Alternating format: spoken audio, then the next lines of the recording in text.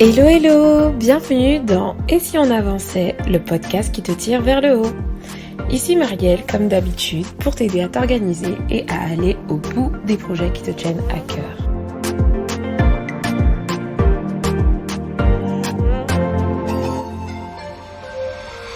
Bienvenue dans ce nouvel épisode qui est le numéro 33. Aujourd'hui, je te présente un nouveau concept qui sont... ça va être des podcasts qui vont être des études de cas. Les études de cas, pour te dire tout simplement, ça va être tout simplement le fait de prendre une problématique X que rencontre soit un ou une abonnée, ou alors quelqu'un que j'accompagne, ou alors une problématique que j'ai rencontrée moi-même, liée à l'organisation, la gestion du temps. Et je vais tout simplement t'expliquer pas à pas ce que j'ai fait concrètement pour résoudre ce problème, pour le dépasser tout simplement.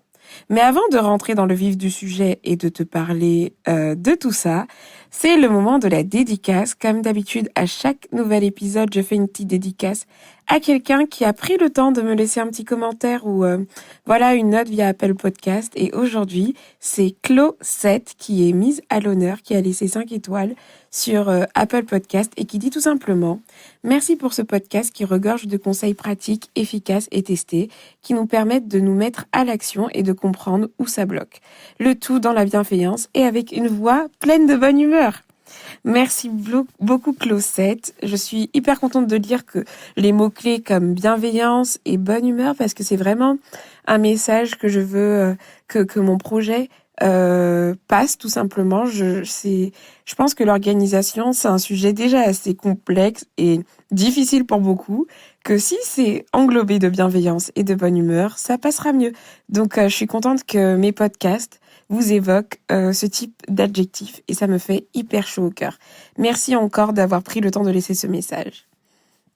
Alors, donc pour le concept, aujourd'hui, je vais inaugurer les podcasts études de cas. À voir pour la fréquence, ça ce sera pas quelque chose qu'on aura forcément tout le temps, mais lorsque je vais rencontrer une problématique moi ou qu'une abonnée va m'expliquer une problématique qui va nécessiter d'aller en profondeur, de pouvoir vraiment creuser et peut-être vous proposer un retour d'expérience. Si je trouve ça pertinent, je vais vous en faire un podcast. Et en plus, ce que je trouve top, c'est que vous pouvez voir aussi comment je fonctionne lors de mes accompagnements et comment je mets en pratique la fameuse méthode CMPO dont je vous ai parlé récemment, donc qui sont les 4 piliers de l'organisation que j'ai pu identifier: la clarté, le mindset, les principes et les outils. Et en pratique, vous allez voir que c'est vraiment une recette miracle pour moi. En tout cas, c'est vraiment des paramètres que je prends en compte à chaque fois que je veux résoudre un problème lié à la gestion du temps ou à l'organisation de façon plus générale. Le problème que j'ai choisi de traiter avec vous aujourd'hui, c'est un problème que j'ai eu récemment qui était lié à mon projet de refonte de site internet. Pour ceux qui ne le savent pas, donc j'ai refait mon site internet tout beau, tout propre, qui est neuf, et si on avançait.com, si tu veux aller faire un tour. Et du coup, ce site, c'est comme un mini-projet en fait. Lorsque vous avez un objectif, de toute façon, moi, quand je parle de projets qui vous tiennent à cœur, c'est souvent finalement des objectifs. C'est pas forcément des boîtes que vous créez, c'est pas forcément des choses extraordinaires, mais c'est tout simplement des objectifs que vous devez atteindre à court, moyen, long terme, et vous devez vous dégager du temps pour les accomplir. Et l'un de mes mini-projets que j'ai pu avoir récemment, ça a été tout simplement de refaire complètement mon site internet pour qu'il soit plus pro, parce qu'avant, en fait, c'était tout simplement un blog où je publiais de temps en temps des articles et où je remettais les podcasts. Mais aujourd'hui, si vous allez faire un tour, vous allez voir que c'est un site un peu plus professionnel, où maintenant, j'ai intégré un onglet avec mes services, où j'ai vraiment clarifié, en fait, ma mission avec Et si on avançait, et qui est vraiment, du coup, plus professionnel. Donc, ce site internet était un vrai challenge, parce que comme tu t'en doutes, je ne suis pas du tout formée à la création de site internet. Donc ça veut dire que j'ai galéré en termes techniques, mais c'était une belle aventure en fait finalement. Et j'aimerais t'expliquer du coup comment j'ai pu faire face tout simplement à 2 points de douleur que tu rencontres sûrement dans tes projets qui te concernent peut-être et donc qui pourront t'aider à mettre en place les mêmes stratégies. Ce sont la procrastination et le perfectionnisme. Moi, ça a été mes 2 points de douleur par rapport à ce projet de refonte de site internet. Et donc, dans cet épisode, je vais tout simplement t'expliquer comment j'ai fait pour y faire face.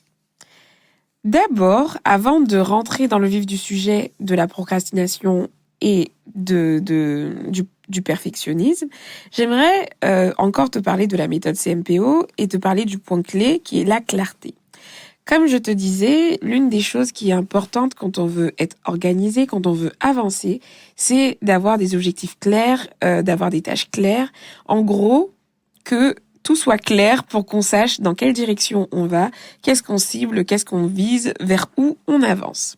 Et donc, du coup, j'ai pris le temps, avant de me lancer dans quoi que ce soit, de clarifier mon objectif par rapport au site internet.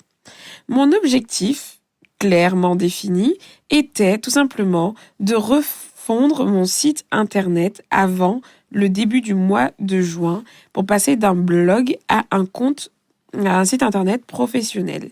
J'ai ensuite fixé une date précise qui était que je voulais concrétiser ça avant le 24 mai 2020.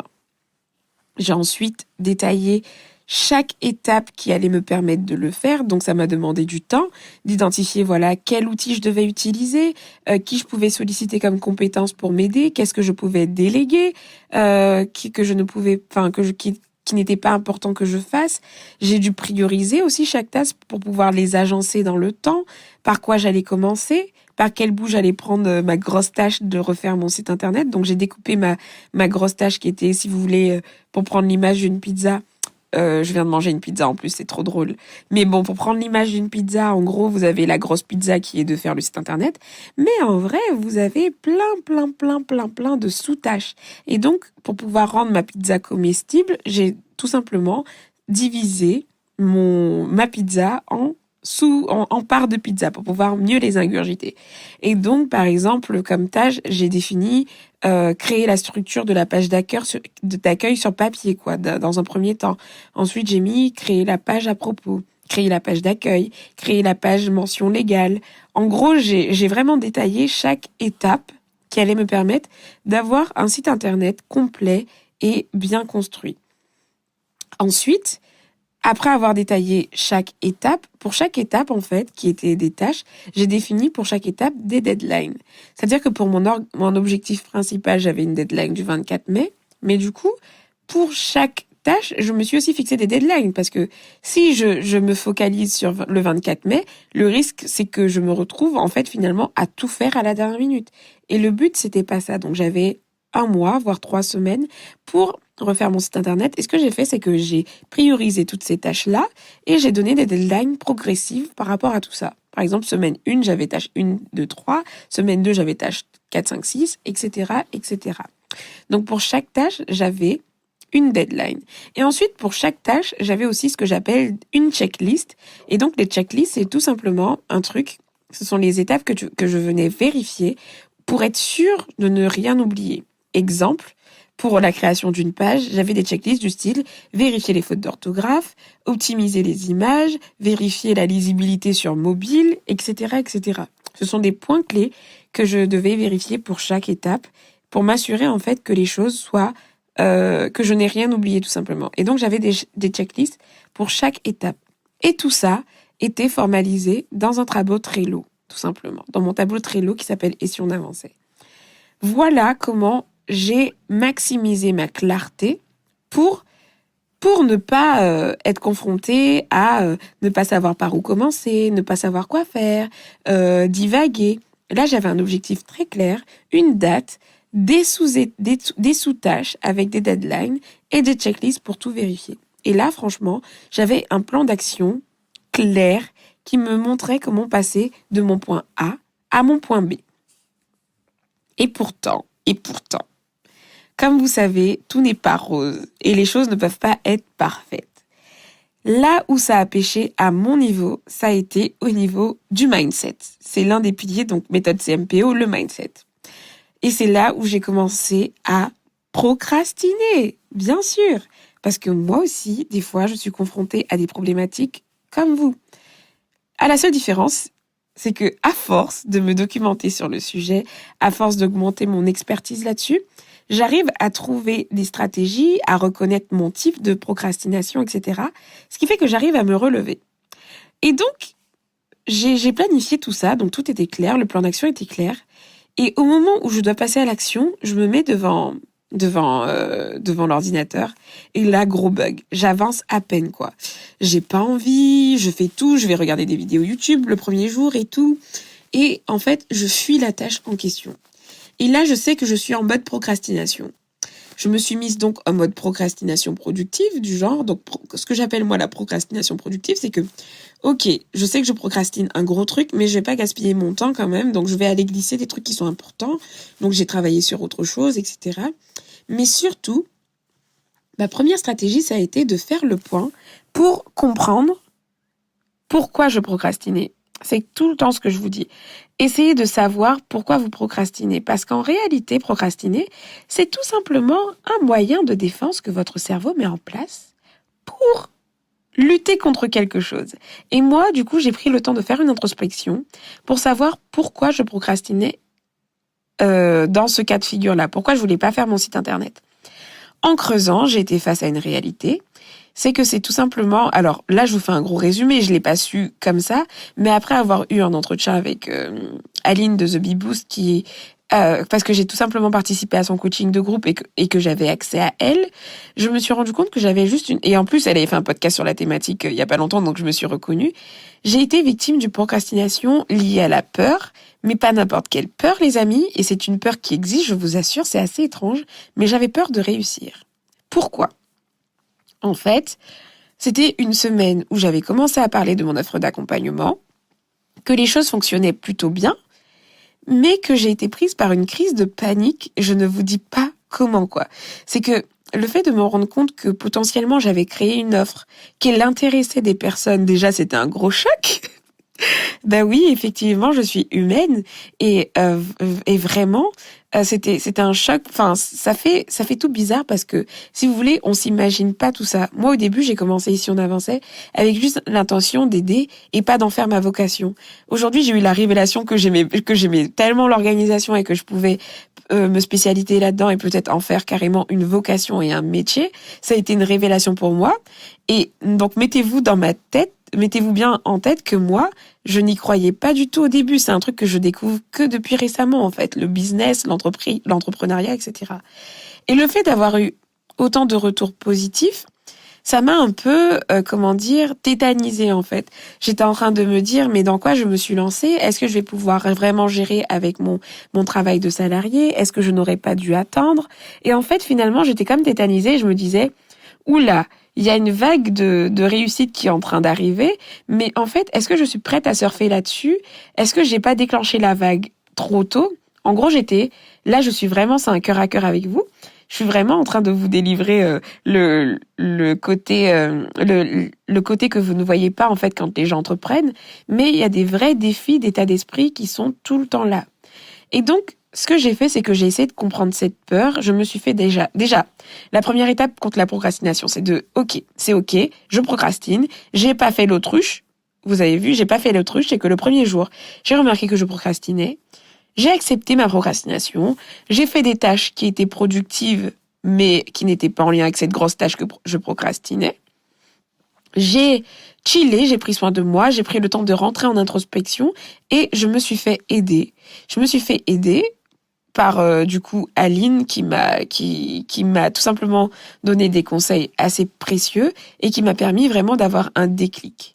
Suite à ce déclic-là, en fait, j'ai commencé à être tout simplement, les choses se sont mises dans l'ordre et j'avais le bon état d'esprit du coup pour continuer à avancer et à affronter cette procrastination. Suite à un point avec Aline, en fait, on a défini une action clé qui allait tout simplement d'annoncer publiquement la date de la deadline en fait de mon site internet. Et c'est ce que j'ai fait du coup, c'est que j'en ai parlé publiquement pour m'engager, c'est-à-dire que j'avais déjà parlé sur Ici on avançait le compte Instagram que j'allais refaire mon site internet, mais je n'avais pas donné de date. Et là, dans un post, j'ai carrément dit que voilà, il allait être prêt pour tel jour. Et là, je me suis engagée publiquement. Et quand vous vous engagez publiquement, je vous assure que votre ego, il va tout faire pour que vous puissiez respecter la date que vous avez dit. Et là, croyez-moi, en ayant pulvérisé cet état d'esprit qui était nul, de procrastination et tout. Donc hop, je me suis dit, allez, c'est bon, j'ai compris mon problème, je dépasse ça. Ensuite, j'en ai parlé publiquement, donc je me suis engagée. Et ben ça, plus ça, et ben ça m'a permis en fait tout simplement de passer à l'action en fait et de dépasser ce cap de j'ai tout planifié mais en fait je fais rien parce que j'ai peur. Vous voyez le truc? Et c'est comme ça que j'ai réussi à passer à l'action et avoir finalement un résultat et dépasser ma procrastination. Après, en tant que croyante et tout, j'avoue que ma foi m'a beaucoup aidée aussi. De toute façon, ma foi, je peux vous dire qu'elle m'aide tout le temps, c'est tout le temps présent. Mais en tout cas, concrètement, pour tous ceux qui écoutent le podcast, qui n'ont pas forcément de conviction ou autre, les deux leviers, c'est de comprendre d'où vient votre procrastination, d'essayer de la comprendre et d'arrêter de faire l'autruche, et donc de la confronter, pour pouvoir mettre en place ensuite les bonnes stratégies. Comme moi, c'était de la peur et tout, donc je me suis fait accompagner. Et deuxième stratégie, c'est que j'en ai parlé publiquement. Mais voilà ce que je pouvais vous dire pour la procrastination. Et ensuite, pour le perfectionnisme, j'ai fait appel tout simplement au principe de gestion du temps pour vaincre mon perfectionnisme. Que je fasse mon petit rappel. Donc, vous avez vu, avec deux problématiques, j'ai déjà touché aux 4 piliers de la méthode CMPO, qui sont la clarté, le mindset, les principes et les outils. Et là, par rapport au perfectionnisme, je vais aborder les principes, en fait. Les principes, ce sont des règles qui ont été inventées par des chercheurs ou autres, mais en tout cas, ce sont des lois qui existent dans la gestion du temps, qui sont des réalités, des vérités, qui, franchement, peu importe la situation, ça reste des vérités et en fait, ça n'évolue pas forcément. Et il y a une des vérités qui est la loi de Pareto, je vous en ai déjà parlé dans un podcast, qui est tout simplement, qui met en évidence que 20% de ce qu'on fait apporte 80% des résultats. Qu'en gros, souvent, on se focalise sur plein de choses qui ne sont pas essentielles, alors que seuls 20% de tout ce qu'on peut faire, finalement, c'est ces 20%-là qui vont avoir le plus de résultats. J'en ai fait tout un podcast que je pourrais te mettre aussi dans le lien dans les notes du podcast, donc tu pourras le réécouter, si tu veux, sur la méthode 80-20 et la loi de Pareto, comment on peut la mettre en pratique et tout, donc je te mettrai ça dans les notes. Et par rapport à mon perfectionnisme, je me suis référée à cette phrase, c'est-à-dire que j'ai commencé à voir que ok, je suis passée à l'action, mais comment je mettais énormément de temps. C'est-à-dire que pour une page, au lieu de prendre un jour, enfin en tout cas un jour où je bloquais, je sais pas, 2 heures ou 3 heures, eh ben, les gars, je pouvais prendre 3 jours. Et c'est juste énorme, je perdais énormément de temps. Mon planning, il arrêtait pas de se décaler. J'étais là, mais oh, comment je vais m'en sortir? Du coup, qu'est-ce que j'ai fait? Principe 80-20, ok. Je vais essayer de me focaliser sur l'essentiel, en faisant quand même un travail de qualité, bien sûr, mais en me focalisant sur l'essentiel. En choisissant tout simplement, au lieu de choisir la perfection, j'ai choisi l'amélioration continue. Je me suis dit, Marielle, tu mises tout sur tout ce qui est opérationnel, tout ce qui est fonctionnel à ton site. C'est-à-dire que par exemple, si je crée un site sans boutons, ça va être compliqué, vous n'allez pas pouvoir bien naviguer, vous n'allez pas avoir accès à tout ce qu'il faut. Donc les boutons, c'est important de les mettre. Mais par contre, si aujourd'hui je sélectionne pas des nouvelles images pour mes anciens articles de blog parce que je trouve qu'elles sont moches, ça va pas avoir un impact sur le résultat. Ce qui est important en fait, je l'ai priorisé et tout ce qui n'était pas forcément essentiel au résultat d'avoir un site opérationnel, clair, lisible, que les gens apprécient à lire et à regarder, et qui permet aux personnes de vraiment comprendre ce que je fais et ma mission avec et si on avançait, je les ai mises de côté. À chaque fois que j'avais une tâche, c'est-à-dire que je me lançais dans un truc, exemple concret, je me lance dans la création de ma page de vente liée à mes candidatures concernant mon programme Objectif sur mesure. Et j'ai commencé à aller dans des trucs, etc. Je suis allée dans des détails. Et en fait, je me suis dit, bon, à chaque fois que j'avais envie de me lancer dans un truc, je me demandais tout simplement, est-ce que là, Marielle, si tu fais cette action-là, elle va avoir un réel impact lors de la publication, lors de la sortie de ton site? Est-ce que ça va se voir? Est-ce que ça va avoir un impact sur l'utilisateur? Est-ce que ça va avoir un impact sur quelqu'un qui veut peut-être déposer une candidature? Si la réponse était non, je la mettais à plus tard. C'est-à-dire que j'ai créé, du coup, des nouvelles tâches dans mon Trello qui seront programmées soit en juin, soit plus tard parce qu'elles sont pas essentielles, qui sont finalement des tâches d'optimisation en fait, C'est les petites tâches qui vont, soi-disant, rendre mon site parfait, mais qui, à l'instant T, en fait, ne sont pas essentielles au résultat que j'attends. Et c'est comme ça que j'ai pu, en fait, me libérer de plein de petites tâches et gagner du temps parce que, en fait, j'allais trop dans les détails et ces détails-là n'étaient pas forcément importants pour le résultat. Donc, si vous souffrez de perfectionnisme comme moi, ce que je vous conseille, c'est d'identifier vraiment à chaque fois. Et c'est simple, vous vous demandez, est-ce que ce que je suis en train de faire, est-ce que c'est vraiment utile? Est-ce que ça va vraiment avoir un impact sur le résultat que je veux atteindre? Si vous avez énormément de temps devant vous et que voilà, faites votre truc parfait, mais sachez que la perfection n'existe pas. Par contre, si vous êtes limité en temps comme moi je l'étais et que votre deadline approche et que vous savez que vous avez plein de choses à faire, focalisez-vous sur l'essentiel. Voilà, vous identifiez ce qui est essentiel et tout le reste, vous le mettez à plus tard. Vous allez le perfectionner après et vous allez choisir du coup l'amélioration continue. Donc voilà, c'est tout pour l'étude de cas qui est la première. J'espère que ce principe, ce nouveau concept sur le podcast te plaît. Si ça te plaît, n'hésite pas à me faire un retour, à me dire que voilà, et que tu as apprécié, que tu as appris des choses, ce que tu as retenu, ce que tu vas mettre en pratique. Ça me ferait hyper plaisir. Et d'ici là, par exemple, par rapport à ce podcast, ce que je peux te conseiller, c'est que par rapport à la procrastination, j'ai fait un petit e-book là-dessus où je t'ai partagé justement tous les types de procrastination, donc à quoi elles peuvent être liées, et à chaque fois 20 techniques 20 stratégies en fait finalement pour répondre à la procrastination. Donc si ça t'intéresse, dans les notes du podcast, tu vas pouvoir retrouver en fait un lien pour pouvoir télécharger cet e-book et donc pouvoir avoir accès à ce petit guide qui pourra t'aider à arrêter de procrastiner. Donc d'ici là, c'est le deuxième d'ici là que je dis, mais bon, en gros, ce que je veux t'inviter à faire, c'est que si tu apprécies le podcast, c'est comme d'habitude de laisser un commentaire quelque part et tu auras peut-être l'honneur d'être cité en dédicace dans le prochain épisode. Et ensuite, je te dis tout simplement de prendre soin de toi et je te donne rendez-vous à un prochain épisode. Ciao, ciao!